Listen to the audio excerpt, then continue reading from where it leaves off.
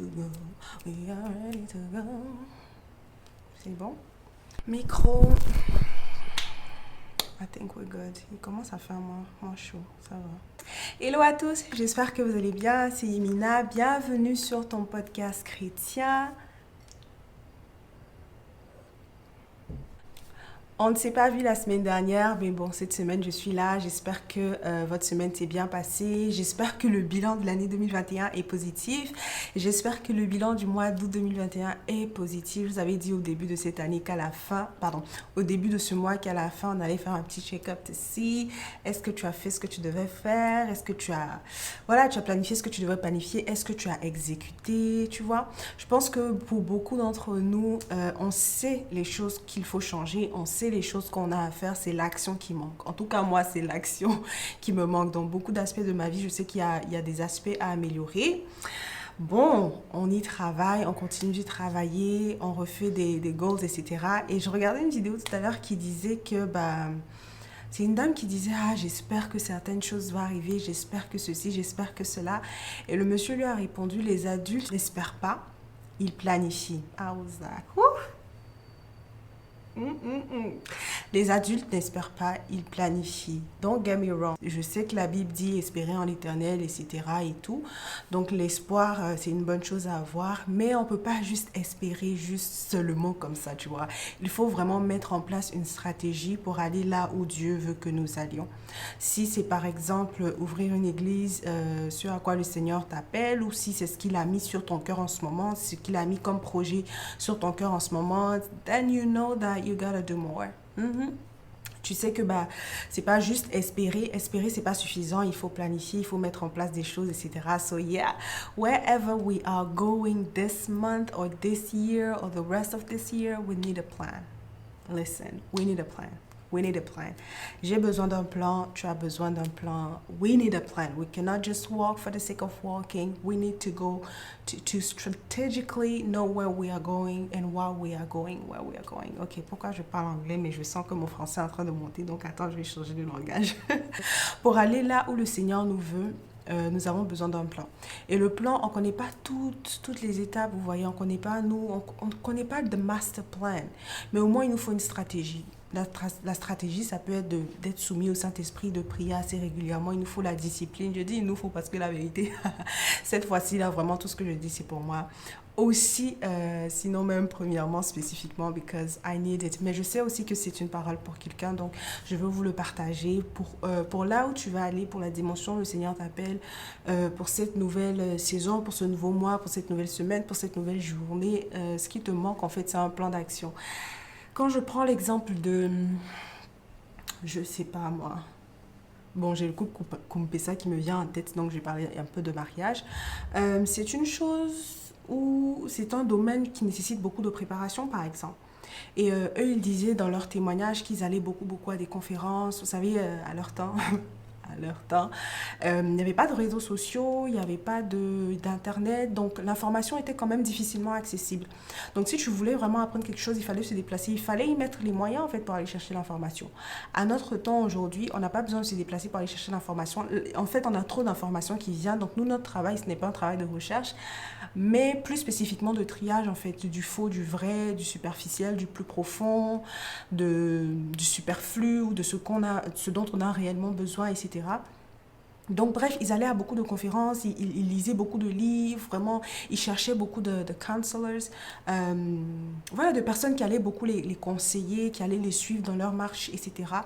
Et donc ça, c'est l'exemple des gens qui savent qu'ils sont appelés à se marier et qui mettent en fait les moyens en fait, qui font les efforts, ils ont l'espérance, ils croient en Dieu, mais ils ne sont pas assis sur leur laurier, ils travaillent activement à avoir ce qu'ils veulent en fait. Et pour mes amis entrepreneurs par exemple, pour ceux d'entre vous ici, pour qui l'entrepreneuriat est la première source de revenus, c'est beaucoup de travail en fait, c'est beaucoup de planification, c'est beaucoup de supervision, c'est beaucoup d'ajustements, c'est beaucoup de rétroaction, de changements, d'erreurs, de chutes, on se relève, etc. En tout cas, c'est une longue aventure en fait. Donc, on ne peut pas y aller sans plan, sans stratégie, sans savoir où on va et sans savoir exactement pourquoi on fait ce qu'on fait. Donc, moi, je pense que je vais pas dire je pense que, mais c'est vraiment quelque chose qui est vraiment beaucoup sur mon cœur, c'est que c'est la planification en fait. C'est de vraiment une planification stratégique. C'est pas juste faire des étapes comme ça juste pour les faire. Non seulement il faut détailler, il faut un plan détaillé, un plan d'action détaillé, mais en plus il faut savoir pourquoi on fait ce qu'on fait en fait, où on va, qu'est-ce qu'on veut, là où le Seigneur nous envoie. On peut pas tout comprendre en fait, mais il faut pouvoir poser des actions qui vont nous mener là où on doit aller. Ce qui me plaît beaucoup avec les enseignements du pasteur Mohamed Saloko, c'est que ce sont des choses pratiques et on se rend compte que dans notre marche avec Dieu, avec ce qu'il nous demande de faire, avec là où on doit aller, en fait, ce qu'on doit devenir, c'est beaucoup, et le monde spirituel en général, c'est des principes en fait. Et c'est fou en fait de voir que on peut pas juste faire les choses comme ça, on peut pas juste prier comme ça.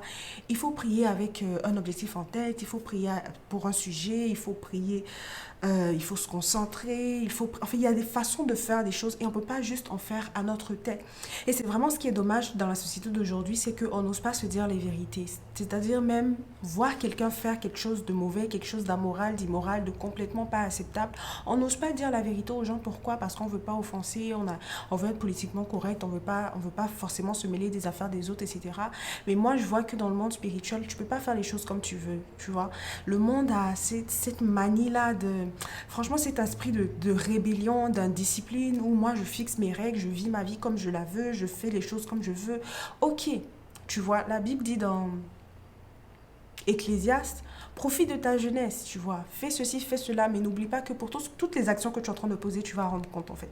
Pour toutes les actions que tu es en train de poser, tu vas rendre compte. Donc, au final, le Seigneur nous laisse. On a vraiment le libre arbitre, tu vois. Mais on va finir par payer ce qu'on fait, en fait. Si c'est pas sur cette terre, c'est en haut là-bas. Moi, je préfère ici parce que là-bas, c'est fini. Il n'y a plus de... C'est hell or heaven, you know.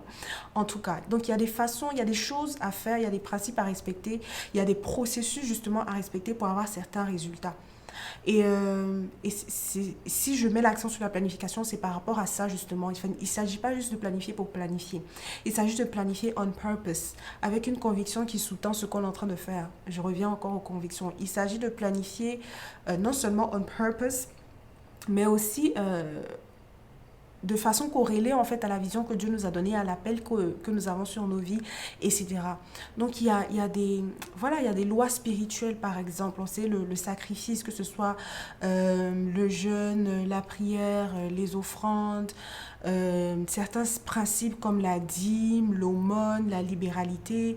Je partageais à mon église il y a quelques dimanches que l'histoire de Corneille par exemple, c'est quelque chose qui fascine.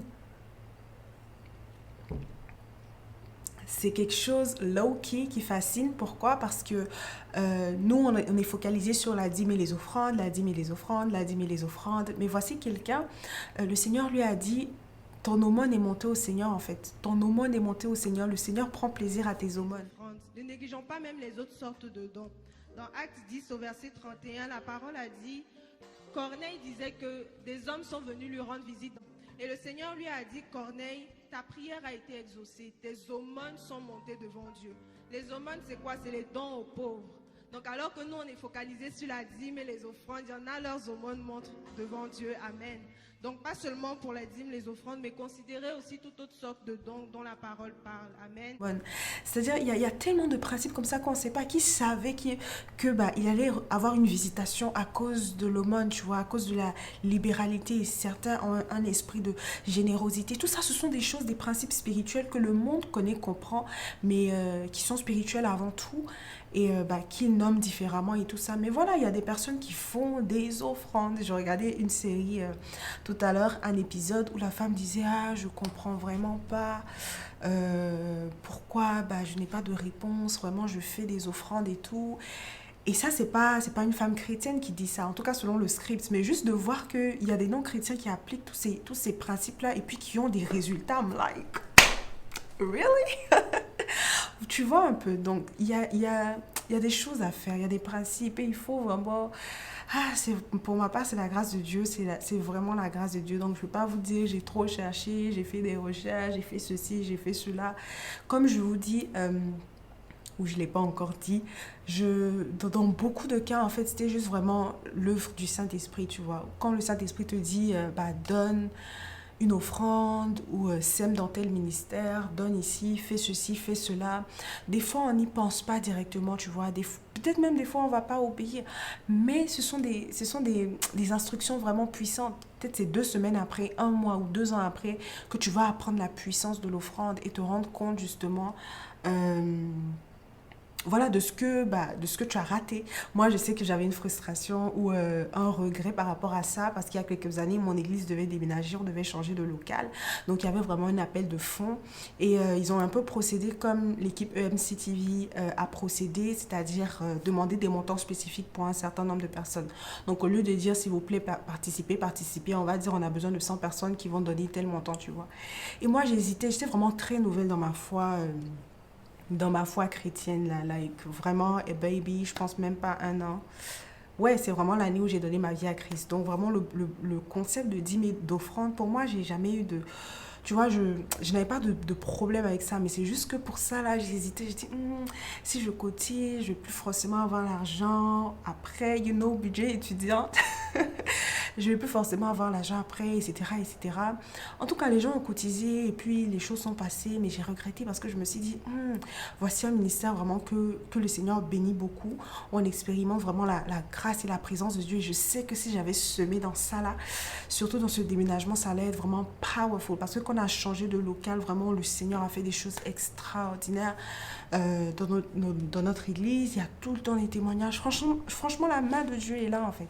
Et ce déménagement nous a beaucoup bénis. Et donc, j'ai regretté de n'avoir pas participé, en fait, parce que je me suis dit, occasion manquée, tu vois.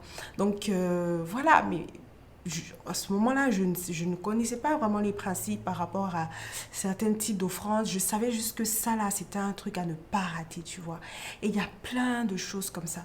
Que ce soit pour être entrepreneur demain, un truc que je peux te dire, c'est d'abord de commencer à honorer les personnes pour qui tu travailles. Tu vois, en ce qui concerne l'entrepreneuriat, il y a beaucoup d'arrogance. Je ne veux pas travailler pour quelqu'un. I want to work for myself. Il n'y a pas vraiment de flex à travailler seul pour soi-même parce qu'on accomplit plus en groupe. Donc, si tu penses avoir une grande entreprise, une multinationale par exemple, je parle beaucoup d'entreprises ici, I love it. Une multinationale par exemple, une entreprise globale qui sera présente dans différentes zones dans le monde, tu vas avoir des employés, tu vois. Et donc, qu'est-ce que tu vas penser de ces employés? Voici des gens qui travaillent pour toi. Mais toi, tu ne veux pas travailler pour les gens. Donc, on ne veut même pas servir, mais on veut être servi, tu vois. Tu veux travailler pour toi, selfishness always.